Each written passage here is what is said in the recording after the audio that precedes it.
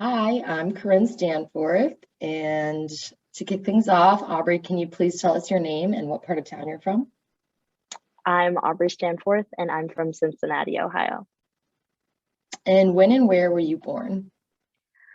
I was born in 2003 and in Good Samaritan Hospital downtown in Clifton area, but I grew up in Claremont County, which is like 20 minutes east of the city. So have you lived there your whole life? Do you still live there now? Yeah, so I've lived in two houses in my life, but both were in the same neighborhood, which is kind of funny. So I lived in one house, and then my little brother was born, and we wanted more room, and so then we moved to a house literally a minute away. Yep. And I love it. I'm so happy. I love my neighborhood. So tell me a little bit about what you do now in schools. Yeah, so right now I'm a full-time student at the University of Cincinnati. I'm living on campus, which has been fun. It's been different. And I'm an architecture student. So I'm in UC STAT program, which is the design, architecture, art, and planning program. So I'm doing architectural design. Yeah, you are. So what sort of things like growing up made you know that you wanted to do art? Things from your childhood or later on in life? What kind of led you to do what you want to do now?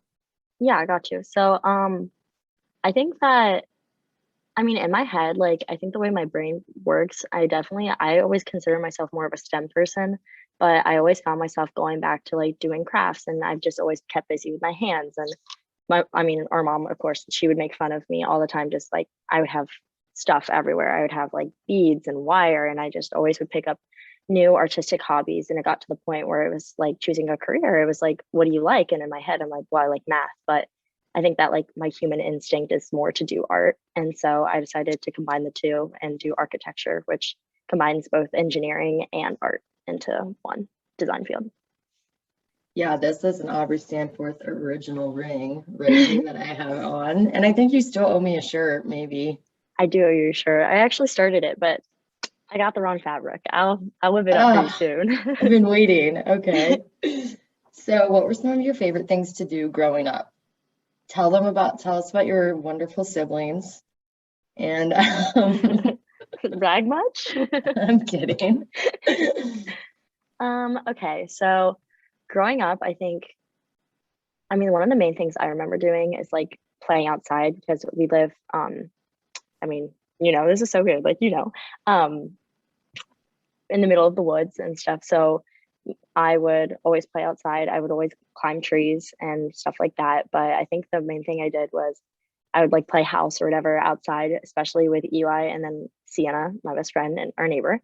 And like we would build like forts and houses and we go hiking. One time we found the grave of a dead boat captain, I think, or like his child. We went exploring.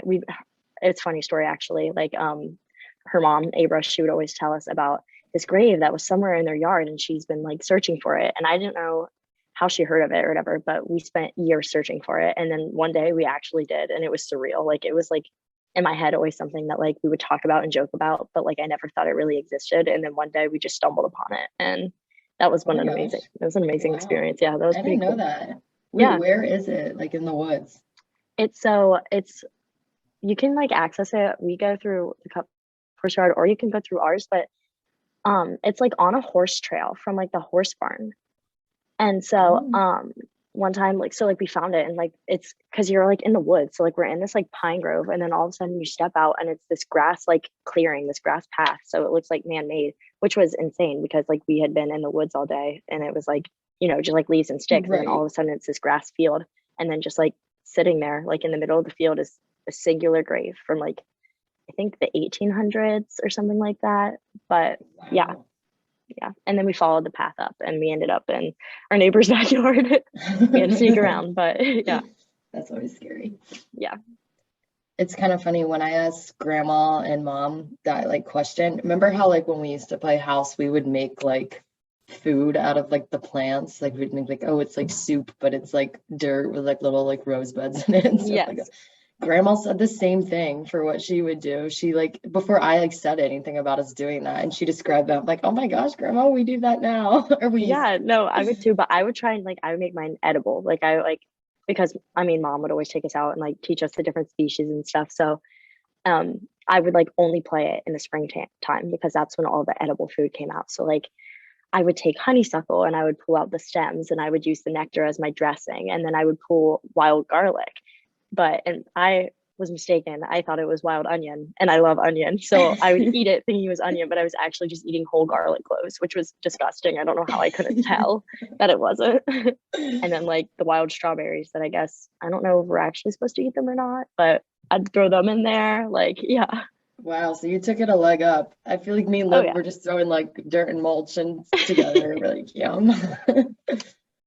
So speaking of grandma, or I guess any of our grandparents, what is one of your favorite stories? It can be like real or fictional that one of your grandparents has told you or used to tell you growing up. I feel like that's an easy question just because it always meant a lot to us. But Grandma Mary's pink earring story is the first thing that comes to mind for me because it's such like it seems like a frivolous story. Like I mean, it's about like a woman losing her earring. And like, like it's just about how like she wants to go dancing and she never can because she lost her favorite earring that she wanted to dance in.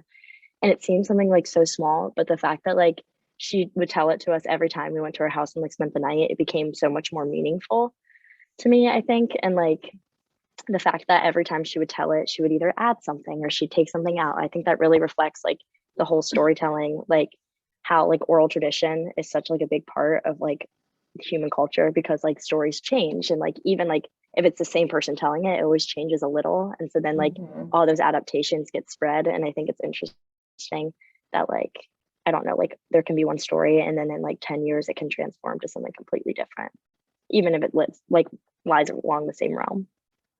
Do you think that you're gonna tell your kids pink earrings one day?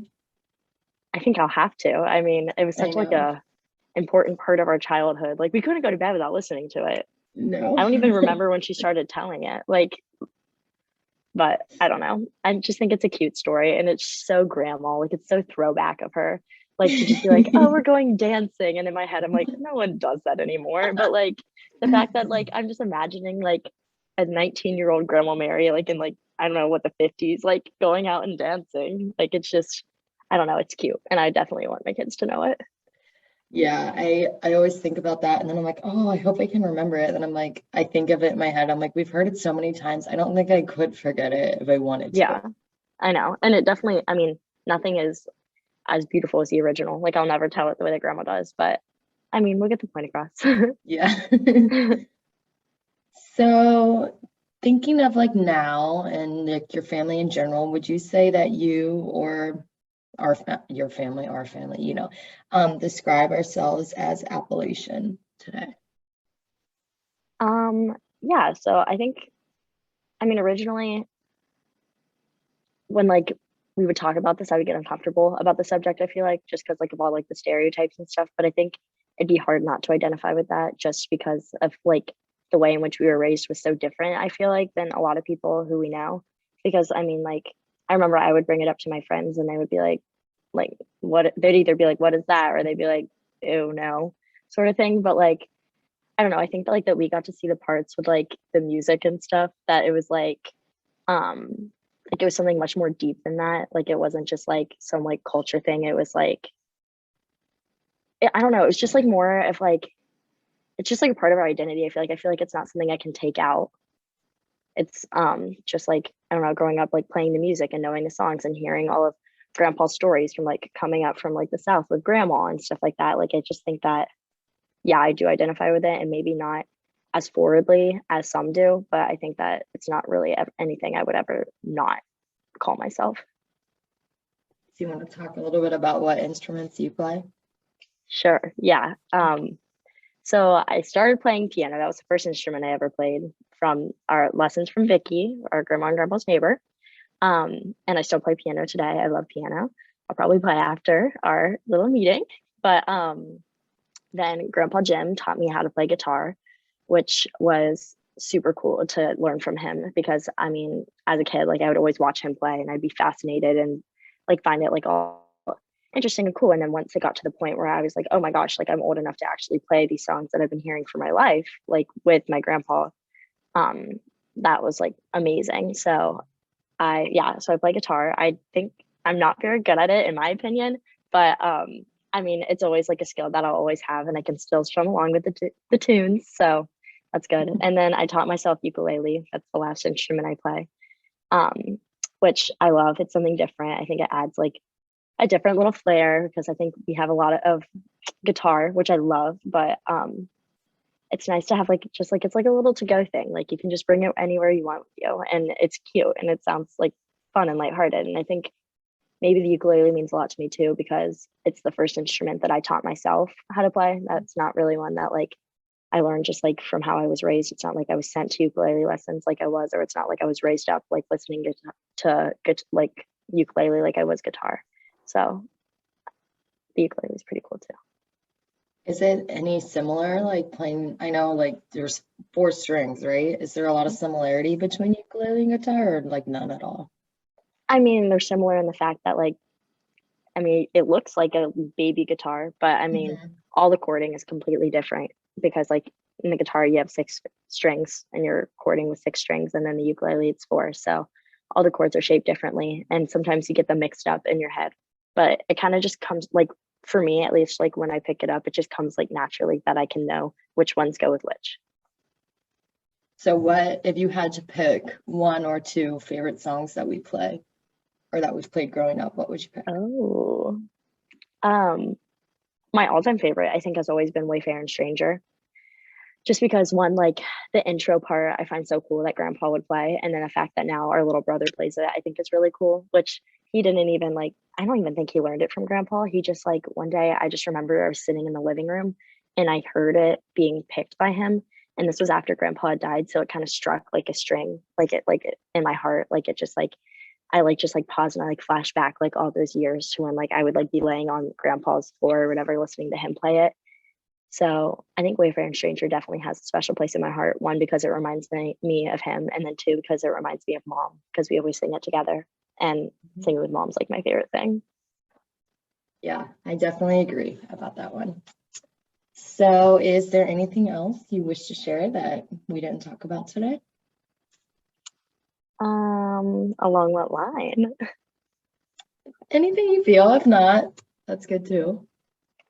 Um, I think maybe just like my final parting word would be, I don't know, like I think growing and adapting is a good thing, but also knowing your roots and sticking to them is like a saving grace because I find myself now with the transition to college, like music's always been important to me. I mean, when people like ask about like my ideas, like family is first and then music is like up there. Like, and I think that I didn't really know that until I moved away from home because then I kind of got away from the music because our house is always flooded with music, whether it's like on the speaker or it's Eli playing or it's dad playing the piano or it's mom singing in the kitchen. Yeah.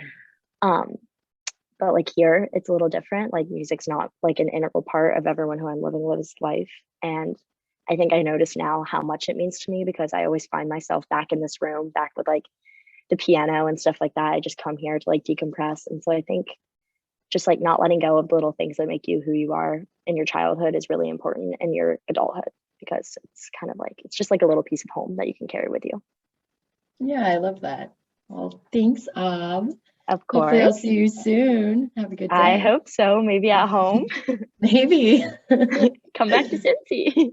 I might have to. All right, love you. Okay. I love you, Sissy.